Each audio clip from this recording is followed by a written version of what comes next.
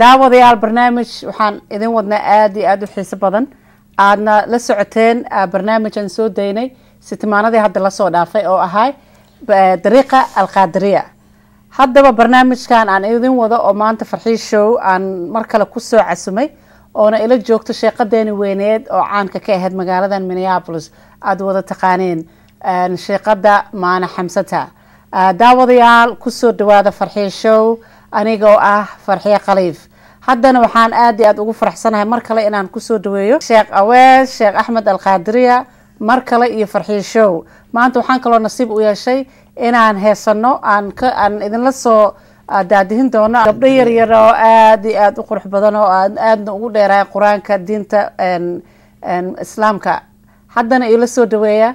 sheeqada weyn Maana Xamsata. kusoo dhawaa farxii show. bismillaahi raxmaani raxiim. aniga hore waa ii aragtina umaleena magaceyga waa Maana Xamsata. marka farxii aada u mahadsan tahay waxaan ku leeyahay yani shukran. wallaahi aadan ugu faraxsanahay walaashay inaad soo noqotid mar kale aad imaatid. saan kuu sheegay waa soo noqon doona waataan idin sheegay oo walaashaan kusoo casumi doono mar kale farxii show. maantana sheekadeena ay si tartiib u bilaaban doonto oo aan hayno gabdho yaryar oo aada u qurxoon oo nala sheergareyn doonaan diinta islaamka iyo digrigan ay bartaan oo walaashan sheeqada Maana Xamsato iyo culimadeedaba ay baraan. marka walaashay maanta waxaan ogahay inaan ku noqon doono dariiqadii alqaadiriya. so wax yar ka sheekay adigoo ogaay meeshan kaga tagnay markii dambe aad joogtay farxii show. horta maasha allah alxamdulilah ilaahay yaa mahad iskale. maanta meeshaaniti waxaan jecelnahay inaan ka sheekeeno yani xalaawat aliimaan maxabada rasuulka sala allahu calayhi wasalam. sidaan hore u sheegay maxabadii aan u qabnay khulafaa raashidiin asxaabta iyo dadkii maanta lamid ah oo rasuulkeena sala allahu calayhi wasalam intii jecloo dhan caashiqiinta ee aadna u jecleysa doonaan iyo maxabada awliyada. maasha allah maasha allah maxabada awliyada. marka maanta aadan ugu faraxsanahay inaan arko waxaad soo qaaday quraan oo haddana waxay kala yihiin 3 xaba ay hortaalo. marka maxay kala yihiin 3dan kitaab aad soo qaaday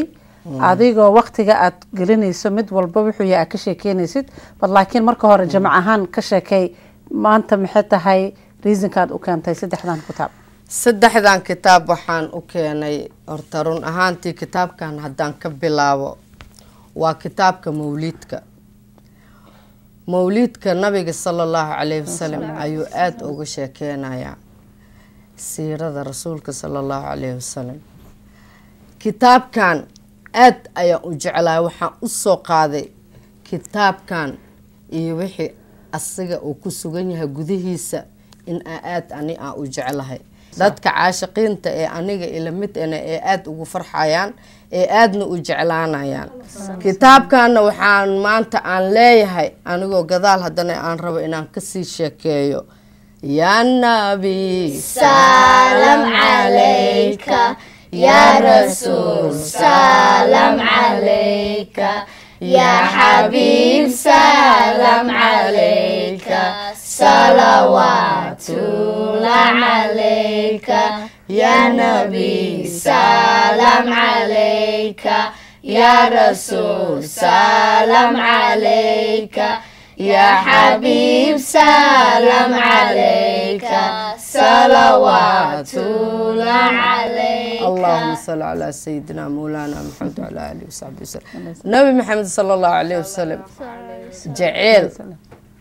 jeceel ee qaf la jeclaado waxaa ugu qiimo badan ugu qaayo badan inaa ilaahay iyo rasuulkiisa ay jeclaatid. ilaahay subxaana wa tacaala in aan ka cabsano oo ilaahay cabsidiisa aan meel kasta aan tagno aan ku marno oo wax kastaan qabanayno biwajilaha aan ku qabano. tan kale maxay tahay waa nabi maxamed sala allahu calayhi wasalam jeceelka rasuulkeena waan jecelnahay. oo waxaan kalaan yani nabi maxamed jeceelkiisa inaan ka sheekeeyo rabo. adduunyada anaga maxaan ku haysanaa? waxaan ku haysanaa waalidaana dhaleen walaalaan qabnaa. tan kaleenta awlaad aan leenahay ilaahayna siiya alxamdulilah. iyo qofkii yani xoolo wixii adduunyada ah lagu heesto xoolo qofka ilaahay siiyo iyo nafsadaada. waa mahadsan tahay. marka intaas waxaa lagu dhahay nabi maxamed ka jeclaaw sallallahu alayhi wasallam, oo waalidkaaga ka jeclaaw, oo xoolahaaga ka jeclaaw, oo maanta yacni awlaadaada ka jeclaaw, nafsadaada ka jeclaaw. waxaan ogahay qof walba nafsadiisa wax uu ka jecel yahay male. nafsadaada haddaadan nabi maxamed ka jeclaanin qofkaas iimaankiisa kaamil ma ahan. marka aniga faahfaahin badan iyo wax sheeg badan meeshaan ma u imaanin, laakiin waxaan u imaaday aan idin sheegayaa inaan mawliidka rasuulka ay ammaantiisa aan jeclahay. haddana waxaan leeyahay marxabaa yaa marxabaa yaa marxabaa marxabaa jaadan xuseyni marxabaa marxabaa yaa marxabaa yaa marxabaa marxabaa jaadan xuseyni marxabaa مرحبا يا مرحبا يا مرحبا مرحبا جد الحسيني مرحبا مرحبا جد الحسيني يا رسول الله يا حبيب الله. وحان كلانتو إذي أن دهايا وحانين أصحابي وأصحابتك كميت أهاي يعني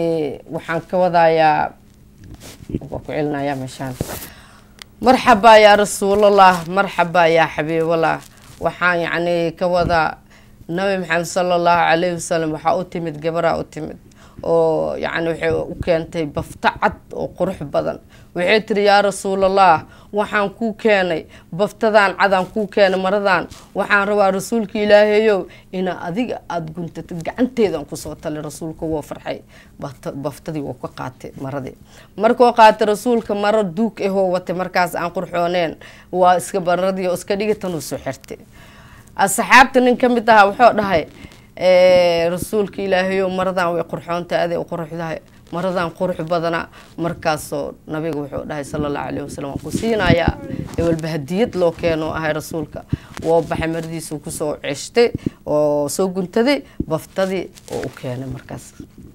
ninkii markuu sii asxaabtii qaara qeyliya waxay dhaheen rasuulka inuu xirtay uu u baahan yahay waa ujeediye maxaa ugu qaadatay. waa nabi maxamed sallallahu alayhi wasallam xoolo dan ma kale buraha dhihi jireen dahab aan kuu naqano. nabiga wuuna ka jeesta jiray. adduunyadaba qofkay qiimo la leedahay ayay la leedahay. marka baftada ninkii markay asxaabtii dhaheen nabiga maxaa uga qaadatay sallallahu alayhi wasallam, wuxuu dhahay yacni waxaan rabaa inaan karfan ka dhigto. laa ilaaha ila allah maxamed rasuulullah sallallahu alayhi wasallam. asxaabtii waa farxeen, waxay la yaabeen ninkan caqligiisay la yaabeen.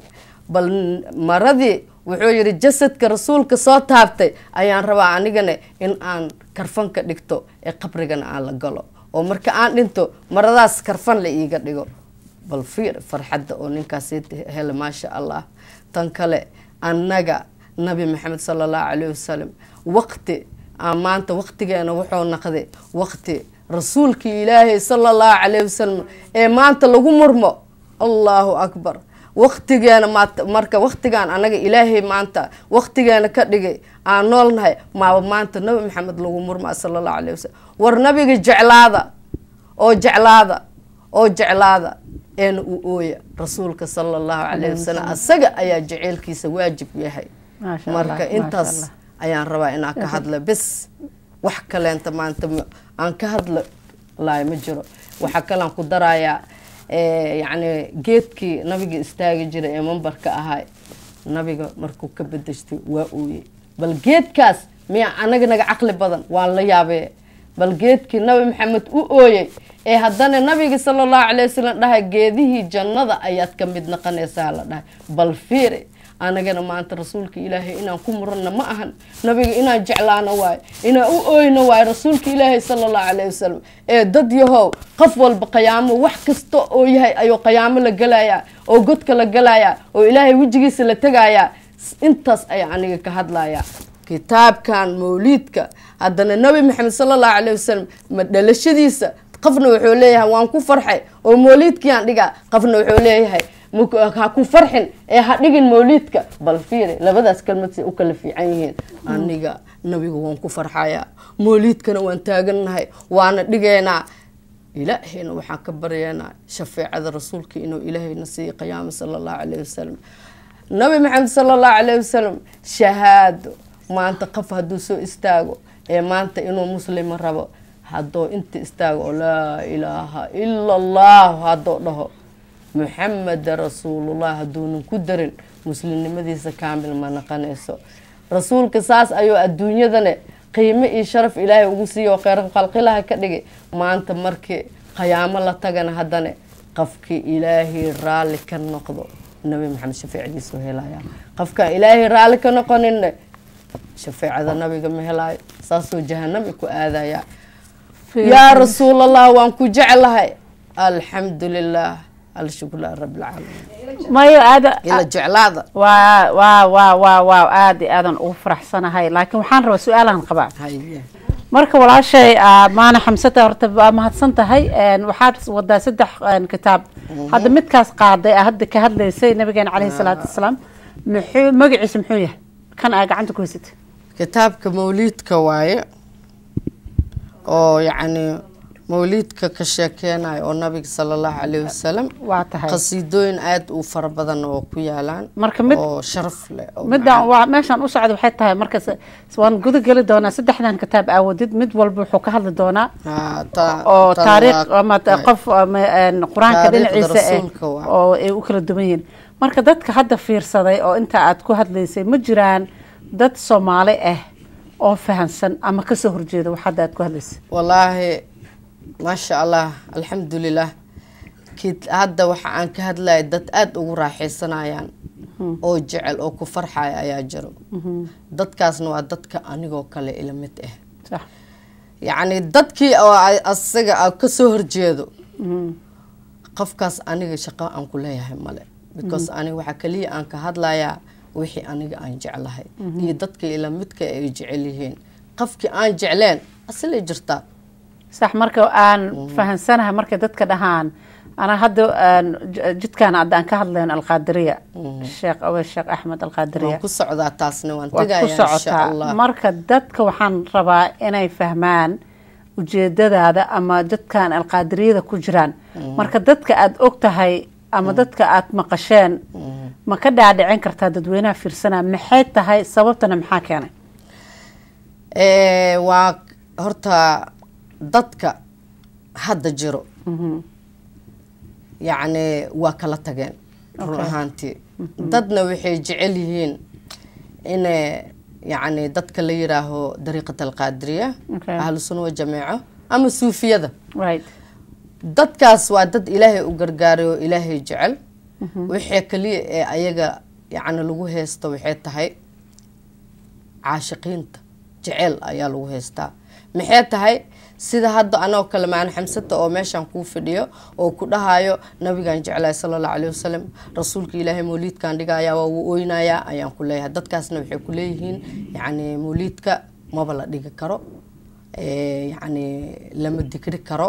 dad waxaa jira oo markaa dhehaysid yaa way dadkaas aad u aragtid yaa way? wallaahi dadkaas aniga ma sheegi kari laakiin waa buuxaan. dad muran jecel oo aad iyo aad dhibaato u heeso waay. marka hadduu diinta u fiican yahay in caruurtii la baraayo haddana baraysid nabigeena calayhi salaatu wasalaam iyo jidkiisa alqaadiriya ahay. marka maxaa waa dadka diidan in oo la dhigo ama ka soo horjeedo maxaa keenay yaana abuuray yaana ka dambeeyay arrintaas? dadka markii nabi maxamed taagnaay sallallahu calayhi wasallam dadna rasuulka waa raaceen oo waa jeclaayeen. dadna rasuulka waa diideen oo waa ka soo horjeesteen. haddana tii un baan u jeedaa aniga.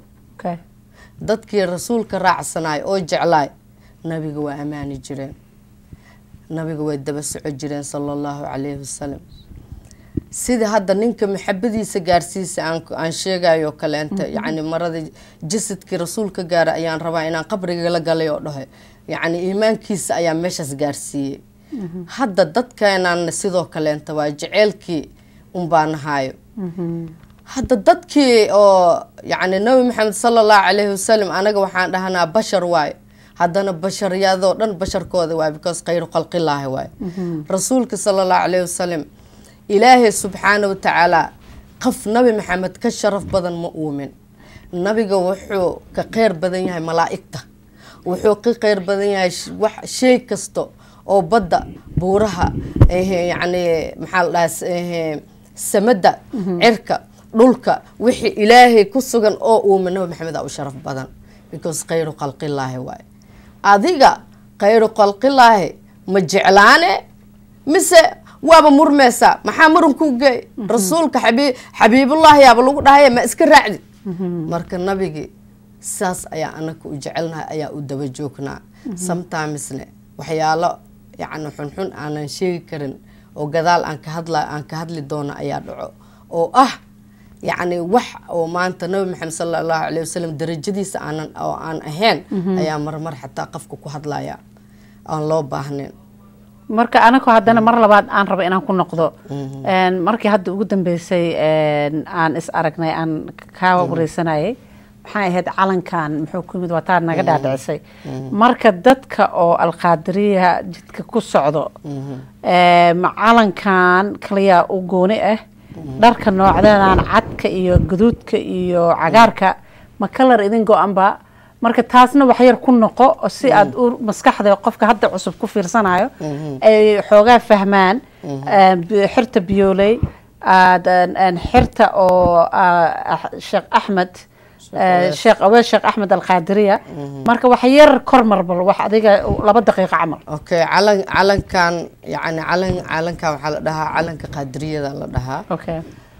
calankan magac ma u baahno waa qaban kartaa waa calankii qaadiriyada horena waa loo arkay yani dadka oo dhan waa yaqaaneen oo yani calanka qaadiriyada inuu yahay sax calanka waa calankeena calanka qaadiriyada waaye qofaan qaadiriye ahayn calankan ma wadato okay waa calankii lagu garanayay qaadiriyada tan kale dhar ahaan markii la dhaho dharka cadcad waa jecelnahay oo dharka cad waa dhar fiican oo ilaahay yaaba wixii cad jecel dharka cagaaran markaa aragtidna rasuulka jeclaay sallallahu alayhi wasallam saas daraadeed ayaa u dooranay laakiin haddana yani qof walba dharkooda waa xiran karaa marka waa hadda waa mahadsan tahay walaashay aadan ugu faraxsanahay inaa wax yar haddana aad noogu celisay kalarka iyo calanka macnihiisa muxuu yahay marka wax yar aan inta u leexano gabdho yaryar aad u qurux badan maasha allah aad joogaa marka gabdhahan ayagoo mid aad noo baraysid aan ogaanayno magacooda iyo adoo ka bilaaba dhinacaad jecesha marka gabdhaha yaryar aad wadid oo maanta aad u qurxoonna yeeyihiin gabdhahan horta waa gabdho qaadiriye waa gabdho maxabada rasuulka lagu koriyay sallallahu alayhi wasallam waa gabdho maanta idab iyo akhlaaqna ee waalidkooda ay ku koriyeen gabdhahan haddii aan ku kala sheego gabadhan dhinaceyga xigta waxaa la dhahaa aamino cabdifataax cumar anigaa dhalay gabadhan ku xigta waxaa la dhahaa aniisa cabdirasaaq sheekh maxamed diirshe aa la dhahaa waa gabar iyadane maasha allah oo waxaa dhashay siraad ayaa dhashay waa gabar iyadana ilmo shaqe maasha allah waa nafiiso cali cilmi waxaa dhashay iyadana sawdo yaasiinaa dhashay waa gabdho maasha allah diyaar u in yani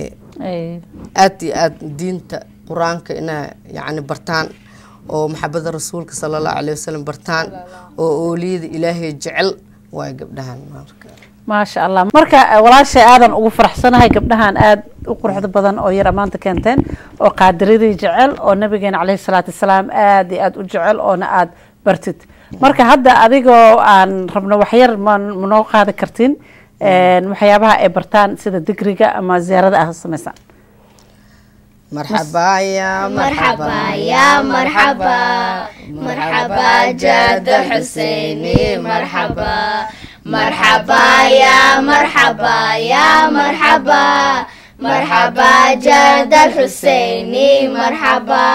يا نبي سلام عليك مرحبا يا رسول سلام عليك مرحبا مرحبا يا مرحبا يا مرحبا مرحبا جد الحسيني مرحبا مرحبا يا مرحبا يا مرحبا مرحبا جد الحسيني مرحبا مرحبا يا مرحبا يا مرحبا مرحبا جد الحسيني مرحبا مرحبا يا مرحبا يا مرحبا مرحبا جد الحسيني مرحبا يا ربي سلام عليك مرحبا يا رسول سلام عليك مرحبا مرحبا يا مرحبا يا مرحبا مرحبا جد الحسيني مرحبا صلى الله عليه وسلم. ما شاء الله ما شاء الله هذا وفرحسنا هاي وواحد برنا عن هذا أتخدان wax kasta waa la baraa yani quraankan waa la baraa markale insha Allah ilmo badan keenina oo tartan quraan sameynaya hadii Ilaahay yiraaho laakiin maanta waxaan ka sheekeynaa jaceelka aan u qabno mawlidka iyo sida oo yani zamanka hadda naqday والنبي محمد صلى الله عليه وسلم مرن قالوا الله أكبر marka waxaan galeynaa labada kale anakoo aan ku dheeraanaynin laakiin aan sheekadana sii wadi doono waxaan kaloo ka wareysanaa ziyaarada hadda ugu dambeysay aad qabateen iyo goormaad qabataan iyo saan ugu celino mar kale kitaabka ku xiga nooga faahfaahin macnihiisa wuxuu yahay oo horta siyaarooyinka yani markii hore ayaan ku sheegay sida aan u dhigno iyo sida aan u sameeyno hadda inta aan ka maqnaay ziyaaro ayaa dhignay siyaaradaas waxay ahayd mid sayidadeena aan siyaaraneenay sitaadko dhan oo kale oo ziyaartay inta aan ka maqnaay sheekhiga Sheekh Abdul Qadir Jilani aan siyaartay ma sha Allah marka waan dhaxgali doonaa marka dhameyso marka sayidadii markaan siyaaraneen waan isku imaanaa markaan isku imaano ma sha Allah dad u fara badan imaado markaan isku imaano anagoo faraxsan waxaan leenahay maanta ziyaaradii waxaan qabnaa sayidal nisaa gabadhii oo maanta haddii adduunyada intii gabar joogtay ama islaan joogtay gabadhii ugu sharafta badneed ayaa maanta siyaaranayna aan leenahay waxaan xasuusanaynaa oo waan isku sheegaynaa oo raaliyanimadeedii aan ka sheekeynaynaa oo sidii maanta rasuulka iyada u jeclaa sallallahu alayhi wasallam ayaan ka sheekeynaynaa magaceed sorry waxaa la dhahaa Faadimo Zahra okay ayaa la dhahaa marka haddana waxaan isku sheegaynaa yani aswaajka rasuulka sallallahu alayhi wasallam oo Aisha iyo Khadija binti Quwayl iyo Aisha ayaan sheegaynaa intii yani ay ahaayeen way badnaayeen kulliya ka sheekeynayna markaas wixii maanta meeshii aan yani ugu talagalnay ayaan bixinayna si sharaf leh anagoo qalbigeena dhan faraxsan yahay oo marqaansan oo nidaamsan saliid iyo wixii carafti adduunkii ayaa meesha soo dhigaynaa ilaa udugo dhan rasuulka looga yimid mugda sallallahu alayhi wasallam nabiga carafta wuu jeclay asaga meesha nabiga maro caraftiisa mid laga maanta waaba la ogaa jir inuu rasuulka meesha maro sallallahu alayhi wasallam tii maba gaarnaba anaga laakiin sidii marka meesha carafti iyo nidaamkii iyo wanaagi ayaan ku sameynaynaa Allahu akbar maxaa dad la dheereey oo maxaa dad wax iloobay intaas ayaan sameynaa moona u maleynaa intaas in wax dhib ay ku jiro in farxad iyo yani raaxo leh waay wax kale ay tahay male marka walaashay waxaan saas ayaad u sameynaa saas loo sameeyaa oo qaadariya marka dadka abaayda weydiinayo ama dadka rabaan aad leedahay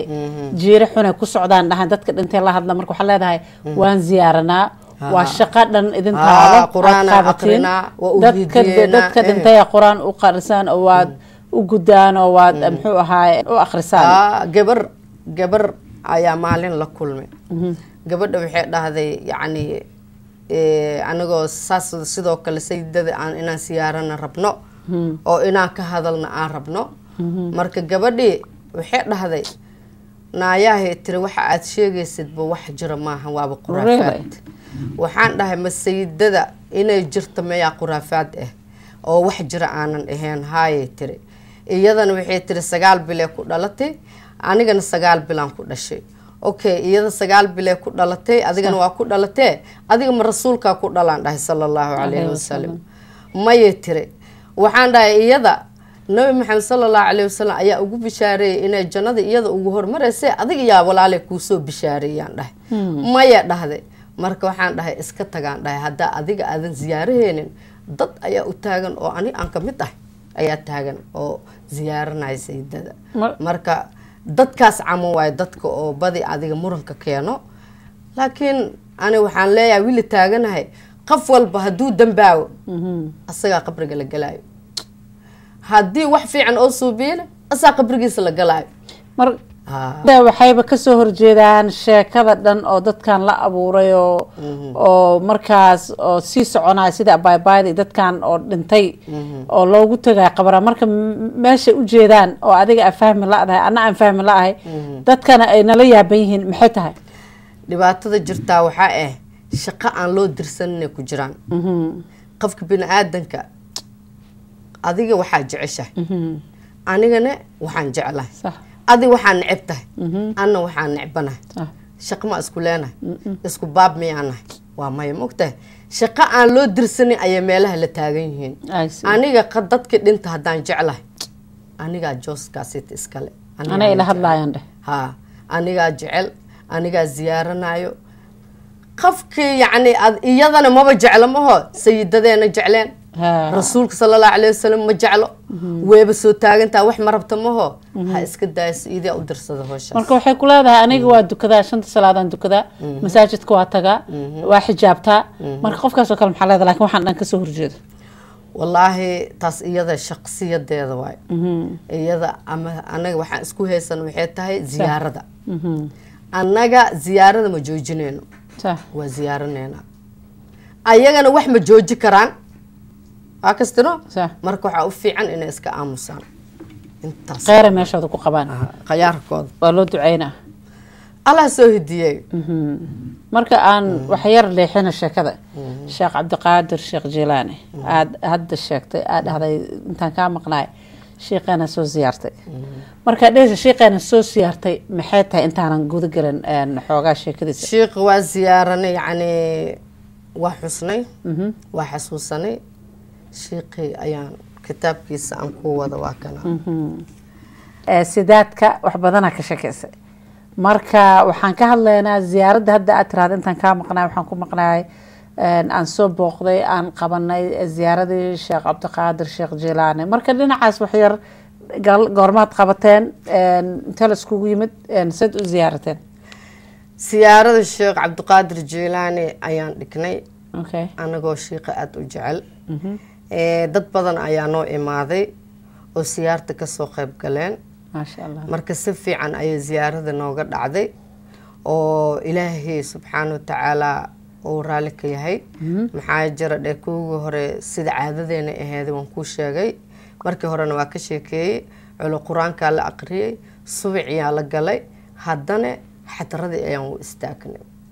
annaga waxaa nala yidhaahaa dariiqat alqaadiriya ahlusunna waljamiica suufiya marka waan digrinay qasiidooyinkii aan u istaagnay annagoo shiiqeena ammaaneyno jeceyl daraadiisu maasha allah sometimesne aanba is oyneyno marka waxaan rabaa kitaabkan waa la wada yaqaanaa manaaqib ayaa la yidhaahaa yacni manaaqibka sheekh cabdiqaadir jilaani waay kitaabkan muran ma galo waxa aan ka hadlayo waxay tahay kitaabkan dad la-aan ma ahan maasha allah dad ayuu leeyahay kitaabkan shiiqa ayaa qoray sheekh cabdiqaadir jilaani wuxuuna ka hadlay wixii karaamaad asaga ilaahay gaarsiiyey ayuu ka hadlay karaamaadka ilaahay gaarsiiyey iyo aragtadii ilaahay siiyey ayuu ka hadlay taasna waxaa fahmi karo qofkii sheekh cabdiqaadir jilaani jecel oo dariiqadiisa ah unbaa ka hadli kara ayaa fahmi karo waa tahay walaashay marka yuu ahaa sheekh cabdiqaadir jilaani tan kale sheekh cabdiqaadir jilaani haddaan ka hadlo waa nin yacni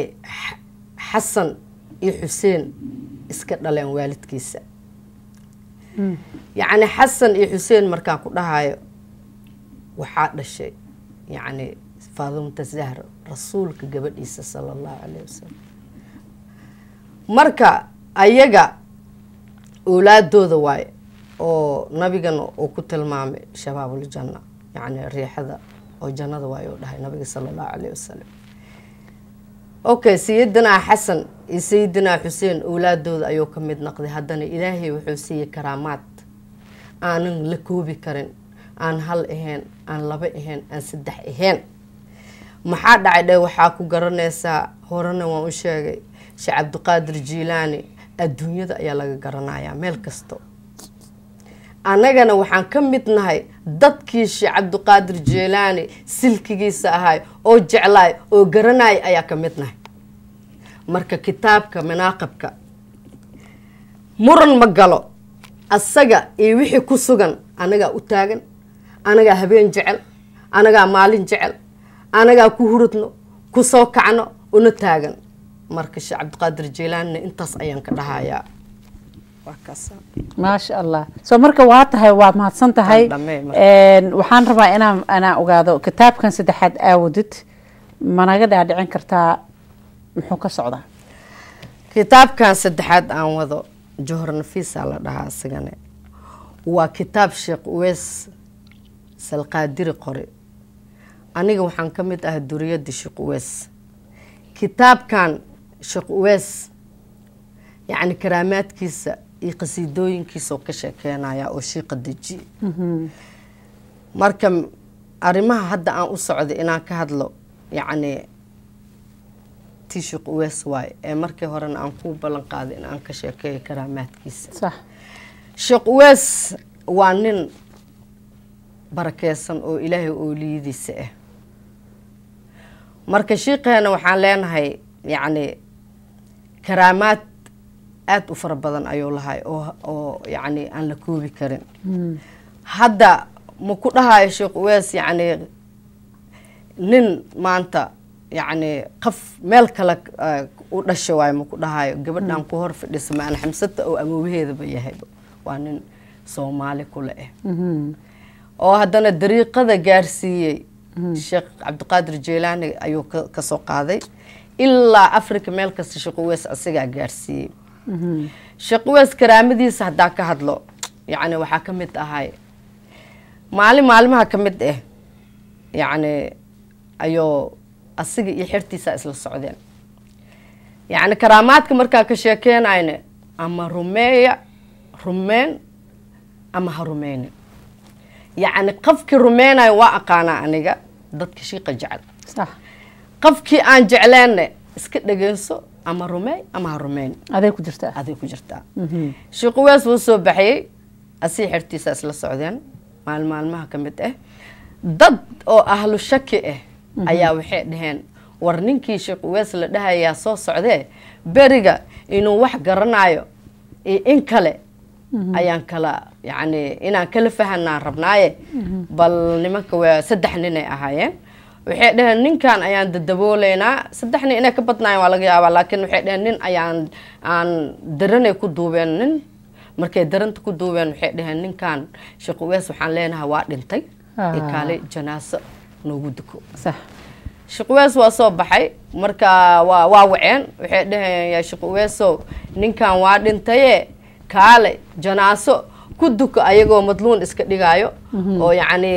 iska dhigaayo dad oo yacni meed u yaaloo kale laakiin waxay ka dan leeyihiin dantooda waxay tahay yacni shiiqaan yacni hubsada wuxuu yahay sax meed way qosqoslayaan marka shiiqa markuu janaasada oo ku dugtay way qosqosleen hoose iskala hadleen waxay dhaheen bal beentiisa fiiriya ninkii oo yacni nin nool waay mogtahay ay meesha ku duubeen darinta ku dabooleen markaasay dhaheen bal beentiisa fiiri markaasoo shiiqana wuxuu yidhi inuu saan u fiiriyo dhahay meedkiina duugta hana iga soo dabaqaylinin oo dhahayn marka sheekh uweys iyo xirta waa bixeen sida caadadiisa ahayd rabbunaa allahu duljalaali rabbunaa allahu dulkamaali asoo dhahayo meesha ka tagay dadkii waa carareen ayagoo dhahayaan shiiqa been badanaa sidii dadka hadda qaarkooda joogaan oo kale dadka sheegayso markaasaa ninkii markii la fiiriyey meed waayo waaba dhintibo marka shiiqiyaa laga daba orday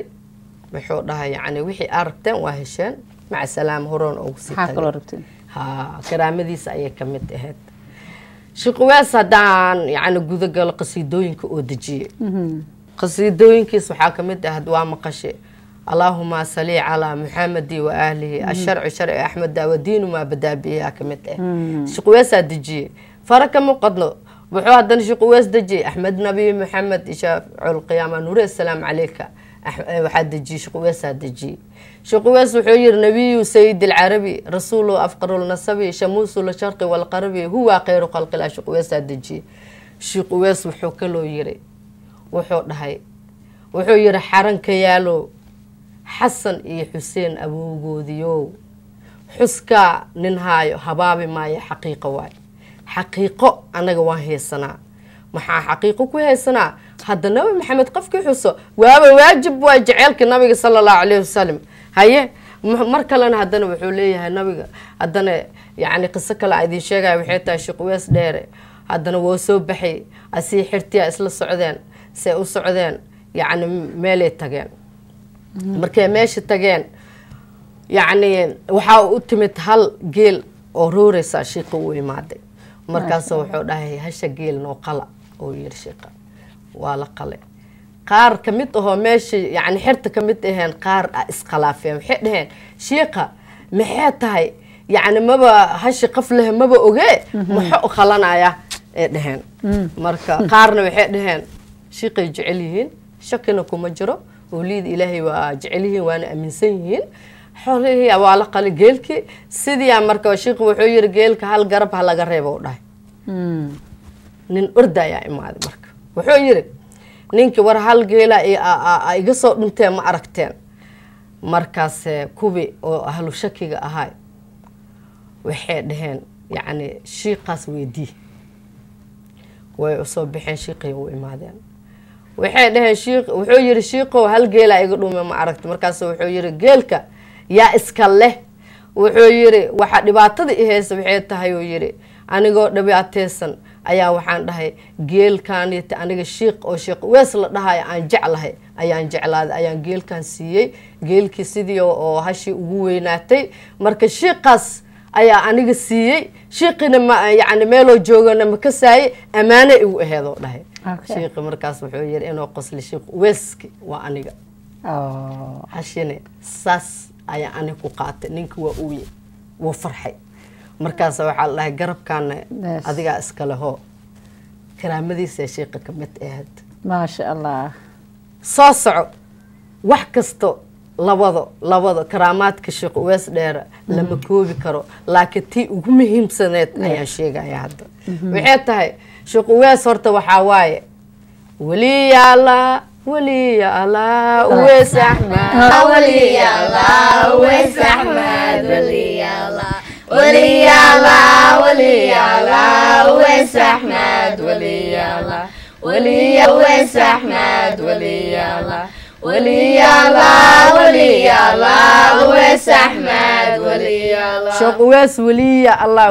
الله ويس أحمد ولي الله ولي إلهي أحد ما شاء الله waxaan idin sheegayaa sheekh wees waa baxay wuxuu tagay yani wuxuu aaday markood maka tagay oo dabaafay wuu baxay madiina tagay sheekh markuu madiina tagay qabriga oo yani rasuulka meesha ku duugan yahay oo galay sheekh wees carabtii meesha deganeed way imaadeen sheekh way ka soo bixiyeen meeshii ka soo bixiyeen waxay dhaheen yani yaa ku guliyay haddana sheekh waxa la arkay asoo ku jiro asoo ku jira la arkay markii la arkay haddana shiiqii waa laga soo bixiyay meeshii markii dambe shiiq wees wuxuu dhahay ya rabbi salli ala muhammad nabiyuna ashraful anam ya rabbi salli ala muhammad nabiyuna ashraful anam ya rabbi salli ala muhammad nabiyuna ashraful anam شيخ مركوساس داي صلى الله عليه وسلم شككم مجرو حتى يعني عربتا دقن ماشى يعني سعودية عربية قاس مدينة دقن وأوكيهين سفي عن أين وأوكيهين انت مركز يعني تاجنت انت هدا حتى oo aanan ooliyada ilaahay xasdeena way ogyihiin sheekh uwees markaas uweesu jaaca oo yidhi kamusiqiisa famad lahu yadika alkaraame nabiga gacantiisa ayaa sheekhu usoo baxday oo shumiyey karaamaad ka weyn miyaa jirto ninkii rasuulka sala allahu calayhi wasalam shumiyey marka sheekh uwees waa sheekaas waa tahay walaashay aadaad ugu mahadsan tahay maanta aad nala sheergaraysay barnaamijkan oan kusoo noqonay dariiqada alqaadiriya oo sheekh uwees sheekh axmed alqaadiri aad iyo aadan ugu faraxsanahay maanta gabdhahan yaryar aad noo imaaday ayakana aan aragnay digriga ay aada ugu fiican yihiin barnaamijkeena saad ogtihiin daawadayaal halkan kuma ekaan karo laakiin wuu gaaban yahay waana soo gabagabeyn doonaa hadduu ilaah yidhaahdo